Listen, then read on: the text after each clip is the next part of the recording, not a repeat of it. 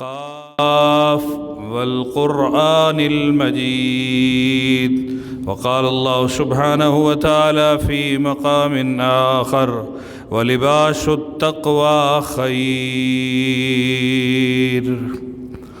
وقال رسول الله صلى الله عليه وسلم إن مما أدرك من كلام النبوة الأولى إذا لم تستحي فاصنع ما شئت.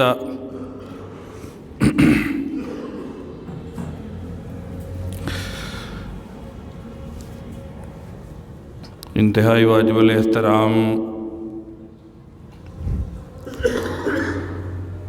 نوجوان ساتھیوں، روشن دل و دماغ کے حامل بزرگوں، عفت و عصمت کی سرتاج ماں اور بہنوں، اللہ رب العالمین احکم الحاکمین نے مسلمانوں کو حیا کا حکم دیا ہے۔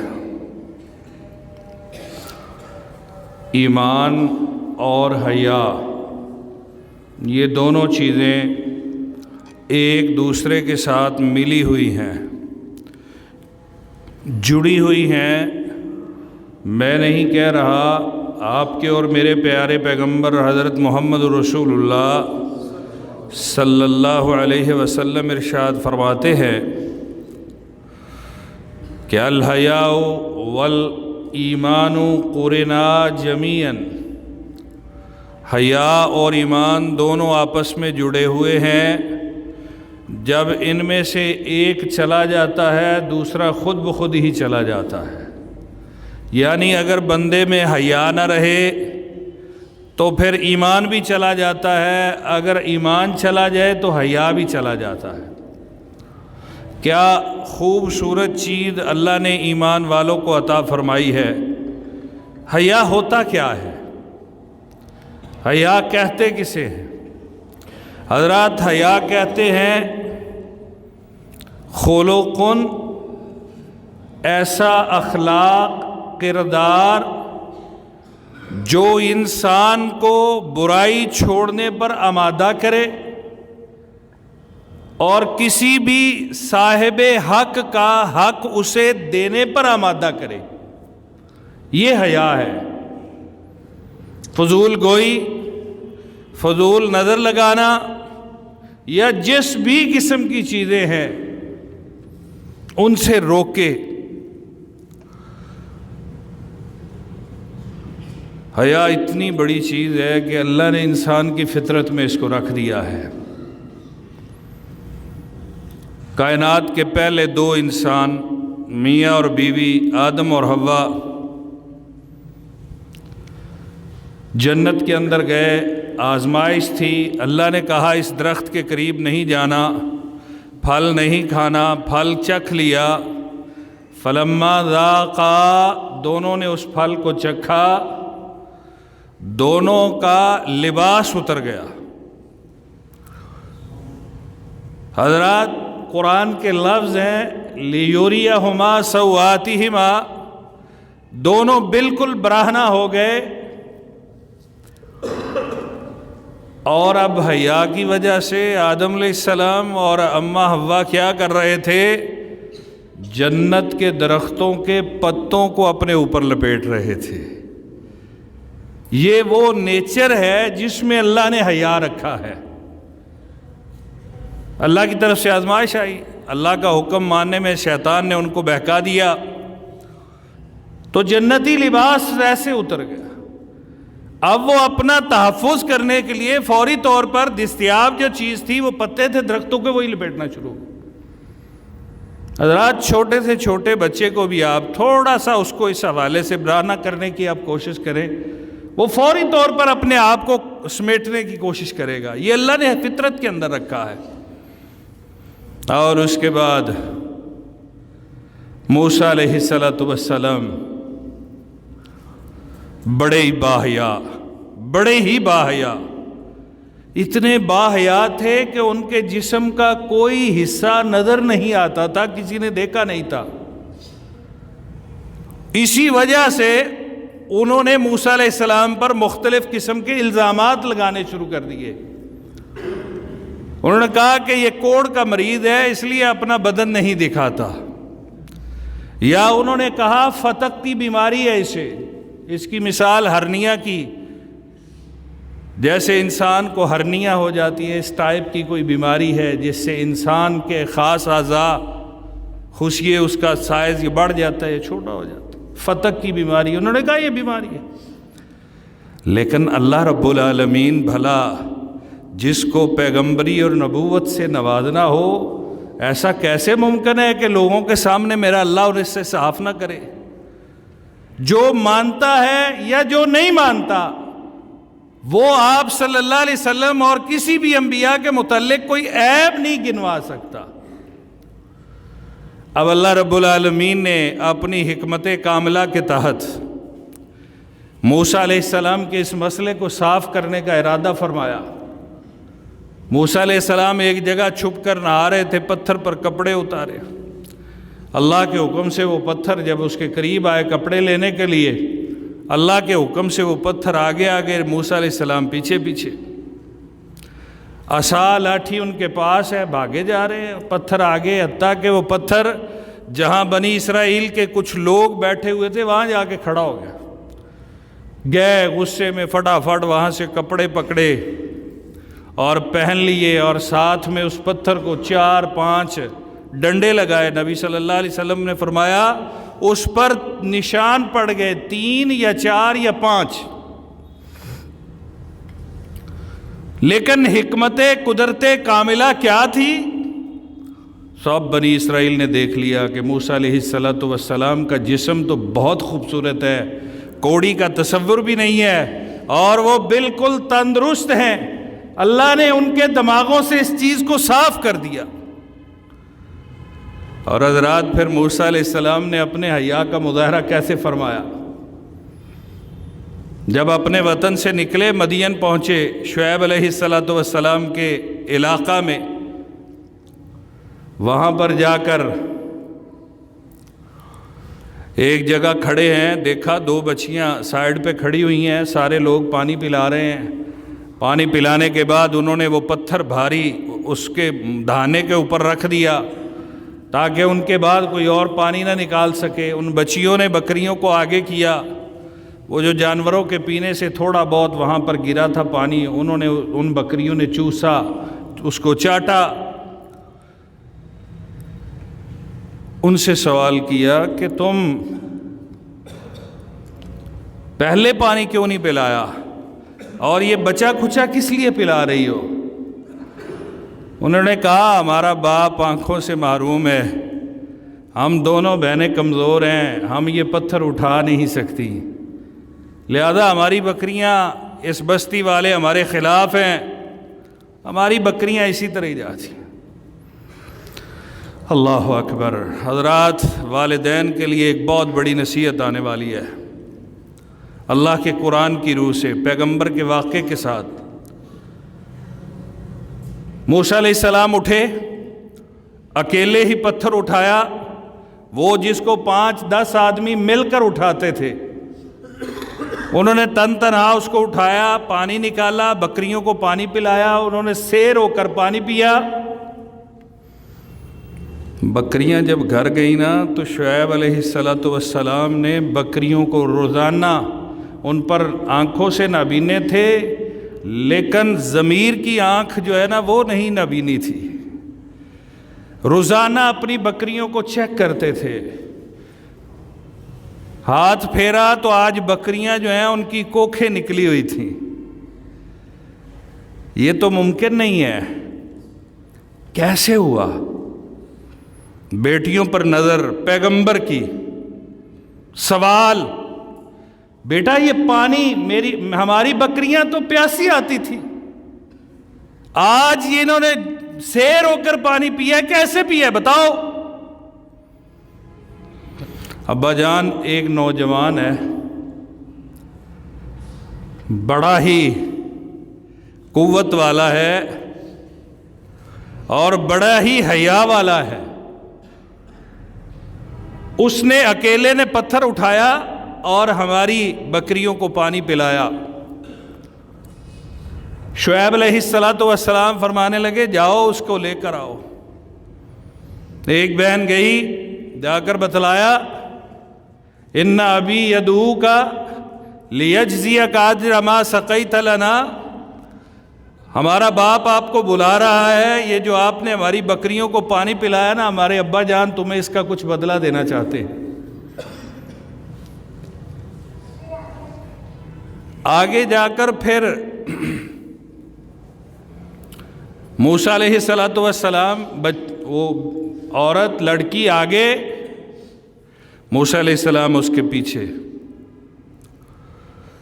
لیکن موسیٰ علیہ السلام نے کہا ٹھہرو، تم میرے پیچھے آ جاؤ، ہاتھ میں کنکریاں پکڑ لو، جہاں راستہ مڑنا ہوگا وہاں کنکری اس طرف پھینک دینا، میں ادھر مڑ جاؤں گا تو میرے پیچھے پیچھے آؤ۔ گھر پہنچے، بات ہوئی، شعیب علیہ السلام کو بیٹی کہتی ابا جان اگر آپ اسے اپنے گھر میں چرواہا رکھ لیں تو یہ بندہ طاقتور بھی بڑا ہے، حیا والا بھی بڑا ہے۔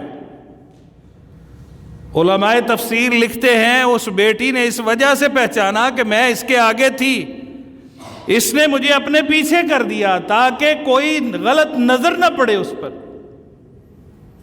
اور طاقت کا مظاہرہ تو انہوں نے پتھر سے دیکھ لیا تھا۔ شعیب علیہ السلام کہنے لگے اب بات یہ ہے کہ اگر تو 8 سال میری بکریاں چرائے گا، میں اپنی بیٹی کا رشتہ تمہیں دوں گا۔ علماء کرام جب کسی بات کو سوچنے بیٹھتے ہیں تو بڑے بڑے نکتے نکالتے ہیں۔ ایک صاحب ذوق نے کہا میں نے بڑی دفعہ سوچا کہ ایک رشتے کے لیے موسیٰ علیہ السلام نے 8 سال 10 سال بکریاں چرا دی۔ کہتے ہیں مجھے اس لیے پھر سوچتے سوچتے کوئی بات سمجھ نہ آئے، کسی جانب ذہن نہ چلے سبب کیا ہے، کہتے بالآخر ایک دن میں یہ آیت پڑھ رہا تھا تمشی علی استحیاء، شعیب علیہ السلام کی بیٹی حیا کے اوپر چلتی ہوئی آئی۔ اور یہاں سے بھی ایک خوبصورت پوائنٹ بیان کیا ہے علماء نے، کہتے ہیں روٹین میں یہ عبارت اس طرح ہونی چاہیے تمشی باستحیاء، وہ حیا کے ساتھ چلتی ہوئی آئی، لیکن اللہ نے قرآن میں ذکر کیا تمشی علی استحیاء، وہ حیا کی سواری پر سوار ہو کر آئی، یعنی دنیا کی بہترین حیا والی عورت تھی وہ۔ اللہ نے اس کو بطور وصف خاص ذکر کیا ہے۔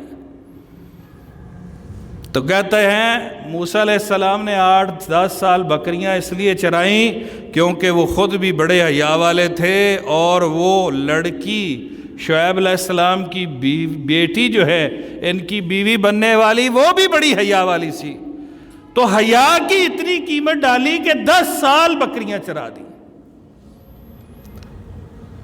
سامعین محترم، سیدنا یوسف علیہ السلام کا واقعہ جنہیں عفت و عصمت کا امام کہا جاتا ہے، حضرات ایک شخص آزاد بھی نہیں ہے، وہ بکتا غلام ہے، گھر والوں کا ستایا ہوا ہے، بھائیوں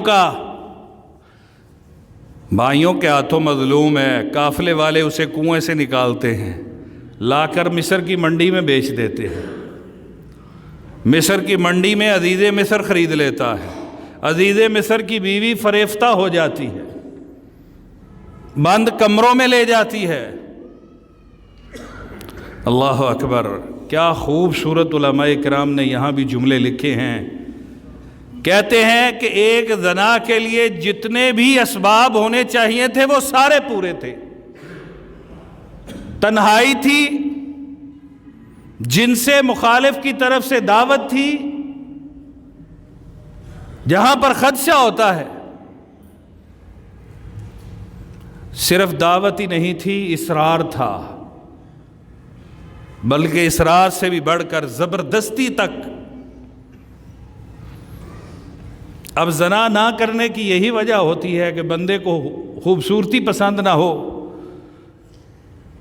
لوگوں کو پتہ چلنے کا ڈر ہو، عورت کی طرف سے مزاحمت کا خدشہ ہو، قبیلے علاقے والوں کو پتہ نہ چل جائے میں اس طرح کا بندہ ہوں، یہی خوف ہوتے ہیں نا حضرات۔ ان میں سے کوئی عنصر بھی نہیں پایا جاتا تھا۔ یوسف علیہ السلام دنیا کے خوبصورت ترین شخص تھے۔ ہمارے پیارے پیغمبر کے بعد انبیاء میں اگر خوبصورتی کا نمبر آتا ہے تو وہ سیدنا یوسف علیہ السلام کا ہے۔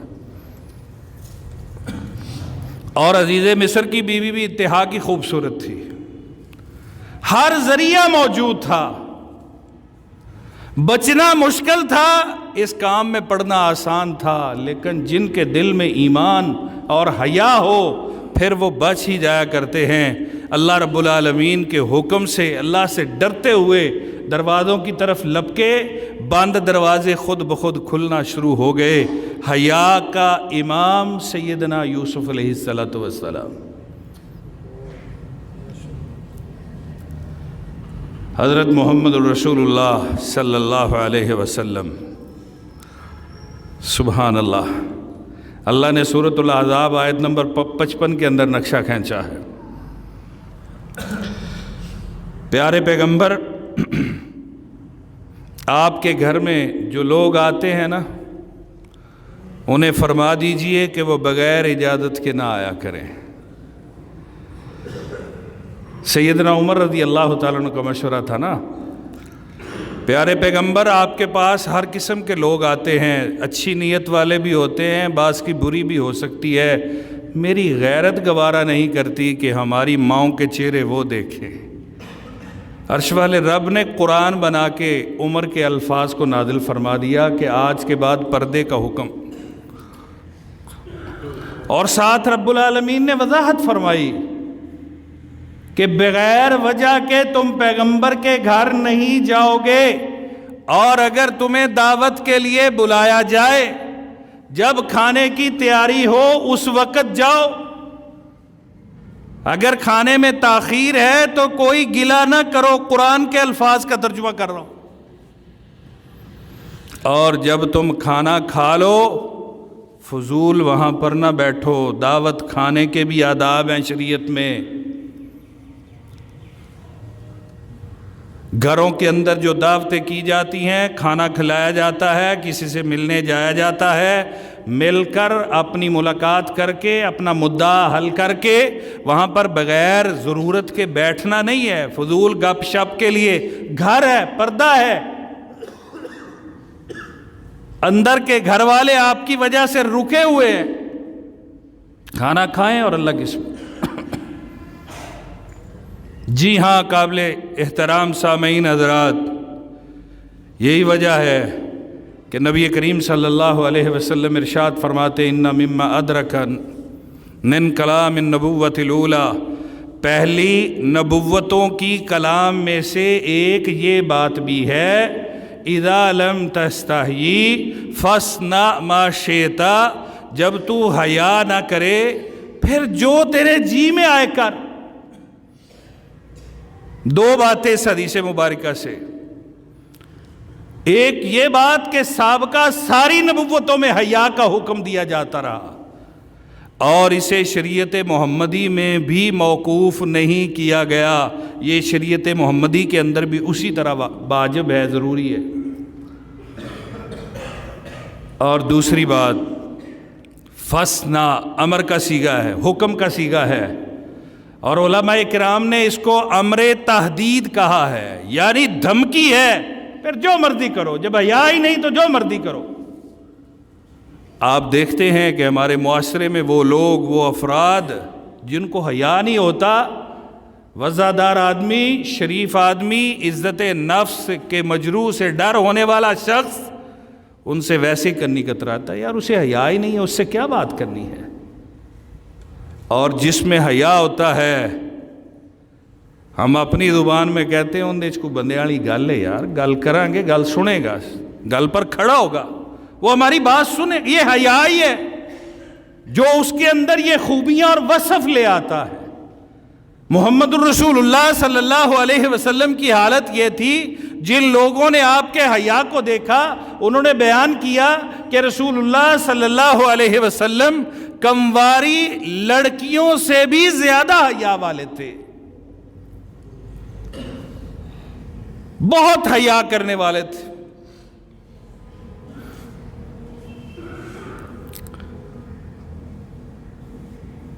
سیدنا عثمان رضی اللہ تعالیٰ عنہ کا حیا کے موضوع میں تذکرہ نہ ہو، یہ کیسے ہو سکتا ہے؟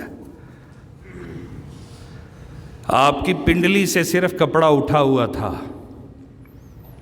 پنڈلی سے سطر میں آپ بیٹھے ہوئے تھے۔ حضرت ابوبکر صدیق کے آنے پر بھی اسی طرح آپ بیٹھے رہے، حضرت عمر کے آنے پر بھی آپ اسی طرح بیٹھے رہے۔ سیدنا عثمان ذو النورین آئے تو محمد رسول اللہ صلی اللہ علیہ وسلم نے باہر سے آواز آئی، عثمان اجازت کا طلبگار ہے، فرمایا اجازت دے دو۔ روایت کے لفظ ہیں اللہ کے رسول صلی اللہ علیہ وسلم جلدی جلدی اٹھ کر سیدھے ہو کر بیٹھ گئے اور آپ نے اپنی پنڈلی پر کپڑا ڈال دیا۔ سیدہ عائشہ رضی اللہ تعالی عنہا جو ہر وقت علم کی ہرس میں رہتی تھیں، کہنے لگی اللہ کے رسول یہ آج آپ نے جو عمل کیا ہے اس نے مجھے تعجب میں ڈال دیا ہے۔ کیا ہوا؟ میرا باپ آیا، مومنوں کا سردار ہے، آپ اسی طرح بیٹھے رہے۔ روب اور جلال کا مالک عمر آیا، آپ اسی طرح لیٹے ٹیک لگائے ہوئے، پنڈلی پر کپڑا بھی نہیں تھا۔ لیکن عثمان آئے تو آپ صلی اللہ علیہ وسلم اٹھ کر سیدھے ہو کر بیٹھ گئے اور پنڈلی پر کپڑا بھی دے لیا۔ الا استحیی رجل تستحیی منہ الملائکہ، عائشہ جس سے آسمانوں کے فرشتے حیا کرتے ہیں محمد اس کا حیا کیوں نہ کرے؟ حضرات اتنی خوبصورت چیز ہے حیا۔ محمود قابل تعریف ہے حیا۔ سیدنا علی المرتضیٰ رضی اللہ تعالیٰ عنہ کہتے ہیں کنت رجلا مزاء، میں ایک آدمی تھا جسے شہوت کی وجہ سے رطوبت کی بیماری تھی، مزی آتی تھی۔ فاستحییت، میں حیا تھا مجھے، کیونکہ اللہ کے رسول کی بیٹی میرے گھر میں تھی، مجھے حیا تھا، میں سوال نہیں کر سکتا تھا۔ میں نے مقداد بن اسود کو کہا یہ مسئلہ تم پوچھ کر مجھے بتانا، میں اس پر عمل کر لوں گا۔ قابل احترام سامعین حضرات، حیا اتنی خوبصورت چیز ہے، یہ ایمان کی دلیل ہے، یہ مومن کے چہرے کا نور ہے، یہ مومن کے نگاہوں کے اوپر پہرے دار ہے، اس کے دل کے وساوس کو دور کرنے والا ایک جو ہے لیکوڈ ہے، خوبصورت شربت ہے۔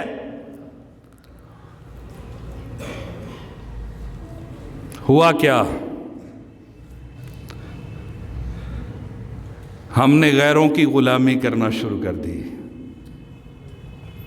ہم نے لباس ان جیسا پہننا شروع کیا، ہم نے چہرے مورے ان جیسے بنانا شروع کیے، ہماری سوچیں بھی انہی کی طرح ہونے شروع ہو گئی۔ عرش والے رب نے تو ہمیں 1400 سال 1450 سال پہلے بتا دیا تھا کہ یہ تمہارے کلچر سے، تمہاری تہذیب سے کبھی بھی خوش نہیں ہو سکتے، اور اگر تم ان کا کلچر اپناؤ گے، ان کی تہذیب اپناؤ گے تو تم انہی جیسے ہی ہو جاؤ گے۔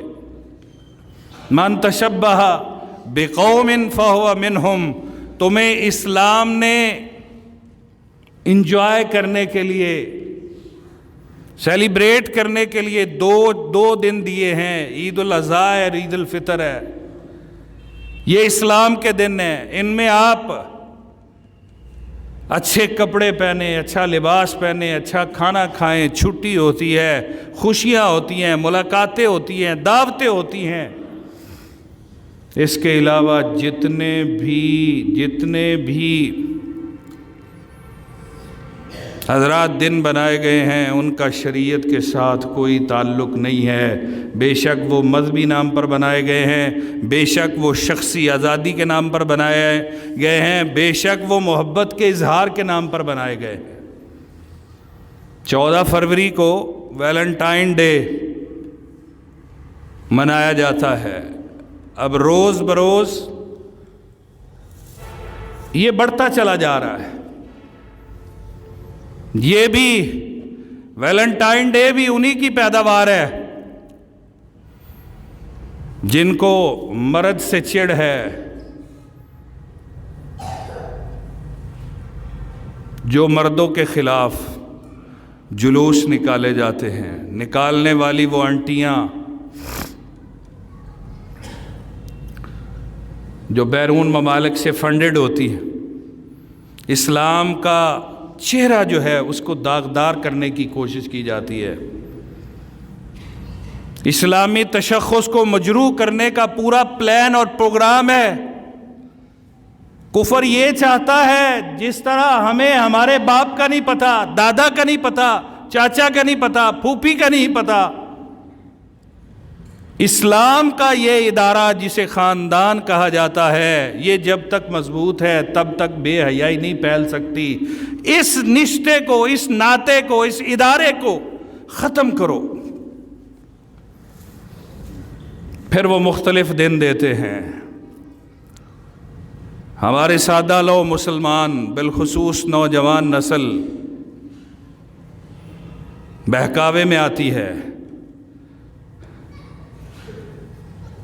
وہ پان کے پتے نما جو دل بنا ہوتا ہے، وہ اس پر مبنی سرخ کارڈ خریدے جائیں گے، چاکلیٹس خریدی جائیں گی، پھول خریدے جائیں گے، جن سے محبت ہے اظہار محبت کیا جائے گا۔ جب ہم اعتراض کرتے ہیں، دیندار طبقہ اس پر بات کرتا ہے، کہتے جی یہ ضروری نہیں ہے، جس سے آپ کو محبت ہے آپ اس سے اظہار کریں، ماں کو بھی کہا جاتا ہے۔ ہم نے کہا پہلی بات یہ ہے، ماں سے محبت کا کوئی ایک دن ہوتا ہی نہیں ہے، ماں سے محبت کا کوئی دن نہیں ہوتا، باپ سے محبت کا کوئی دن نہیں ہوتا۔ ان کو تو ہر روز آپ سے محبت ہے، وہ تو صبح اٹھتے ہی ان کی دعائیں شروع ہو جاتی ہے۔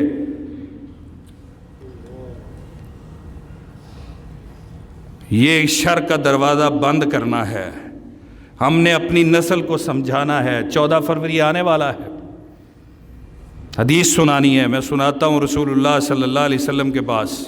آج بھی اعتراض کرنے والے اسی کے طرح کا اعتراض کرتے ہیں۔ ایک صحابی نئے نئے مسلمان ہوئے اور کہتے اللہ کے رسول مجھے زنا کی اجازت دے دیجئے۔ صحابہ کو تو غصہ چڑھ گیا، انہوں نے کہا بیٹھ، کیا بات کر رہا ہے اور کس سے کر رہا ہے؟ رسول اللہ صلی اللہ علیہ وسلم نے انہیں خاموش کروایا، اسے ارشاد فرمایا ادنو ہو، قریب آ، میرے ذرا قریب آ کے بیٹھ۔ جی اللہ کے رسول میں حاضر، بتلائیے کیا حکم ہے؟ میں تو آپ سے زنا کی اجازت طلب کر رہا ہوں، آپ مجھے قریب کر رہے ہیں، کیا فرمانا چاہتے ہیں؟ آپ نے فرمایا تو حبہ لامک، کیا تجھے اچھا لگے گا اگر تیری ماں سے کوئی زنا کرے؟ میں نہیں کہہ رہا، یہ الفاظ محمد رسول اللہ صلی اللہ علیہ وسلم کے۔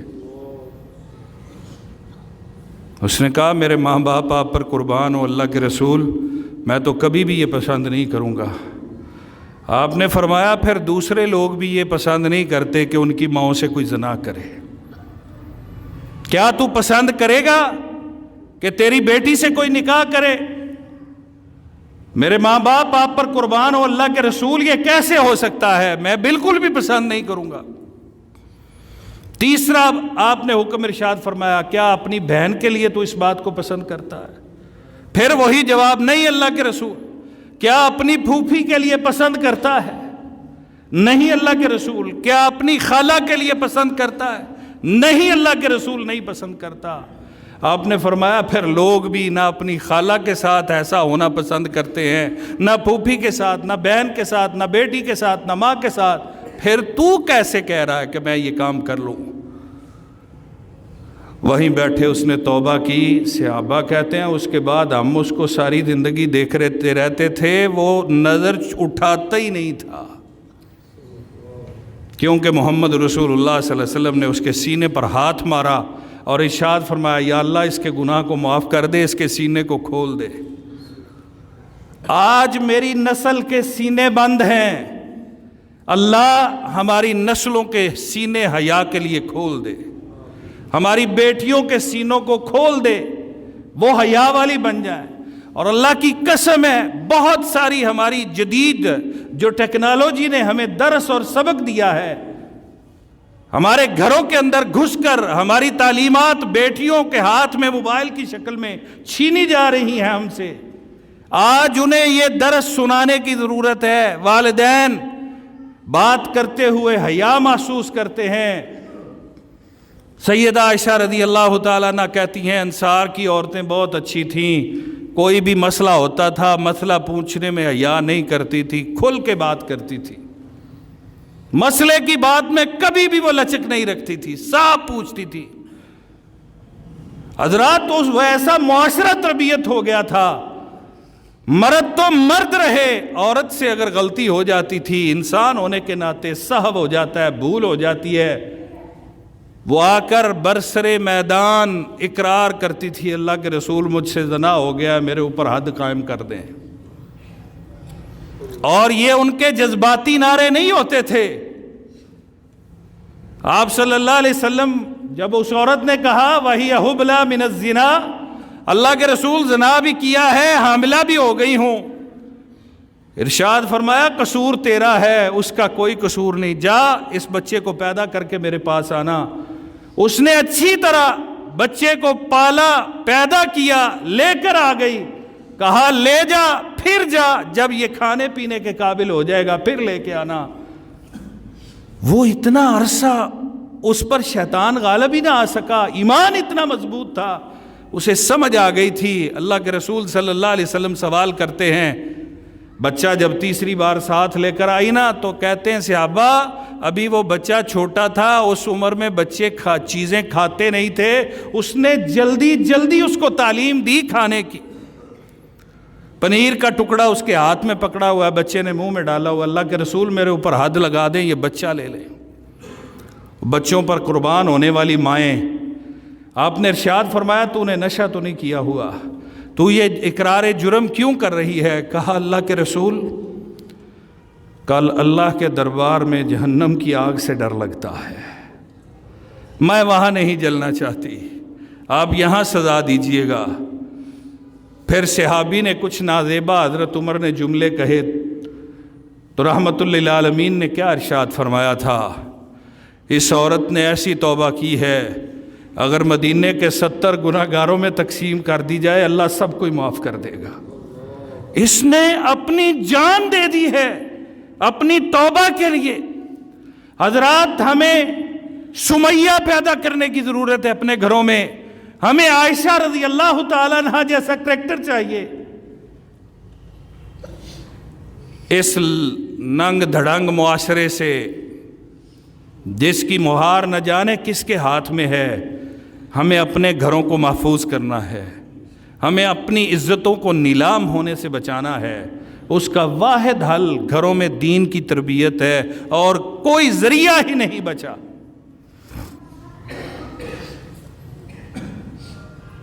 کیا ہم میں سے کوئی پسند کرتا ہے کہ ہماری بہن 14 فروری کو سرخ رنگ کا کارڈ لے کر، سرخ رنگ کا گلاب کا پھول لے کر کسی کے لیے کھڑی ہو اور اسے عطا کرے، بہن ہو، بیٹی ہو، ماں ہو؟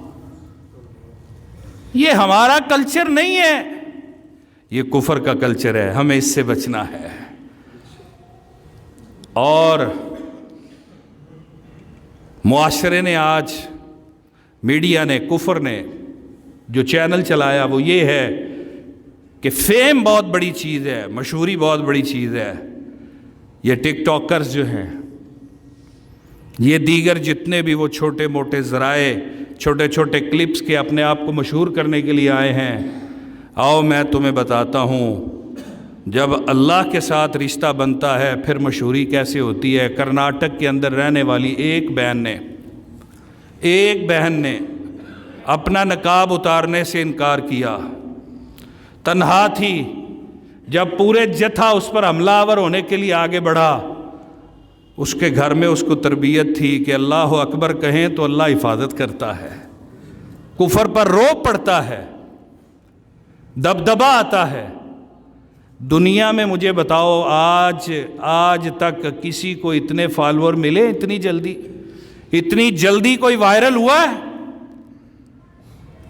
اس بیٹی کا بعد میں نے انٹرویو سنا، اس نے کہا جب میں نے اپنے آپ کو خطرے میں محسوس کیا پھر میں نے اپنے اللہ کو پکارا، اور نعرہ بلند کیا اللہ اکبر۔ حضرات ہم کب سکھائیں گے اپنے بچوں کو کہ اللہ اکبر کا نعرہ کیا حقیقت رکھتا ہے، اس کا وزن کیا ہے، اس کے اثرات اور فوائد کیا ہیں؟ انہوں نے اسے مجبور کیا۔ وہ جو ویڈیو آئی ہے جتنی میں نے اس انٹرویو کے میں دیکھا ہے، اس سے پہلے گیٹ پر اسے روکا گیا کہ اگر کالج کے اندر داخل ہونا ہے نقاب اتارنا پڑے گا۔ اس نے کہا میں نقاب نہیں اتاروں گی۔ اساتذہ نے مداخلت کر کے گیٹ سے ان کو پیچھے روکنے کی کوشش کی، اور کچھ نام نہاد ہمارے نام کے مسلمان دانشور اور کفر کہہ رہی ہے کہ یہ مذہبی انتہا پسندی ہے۔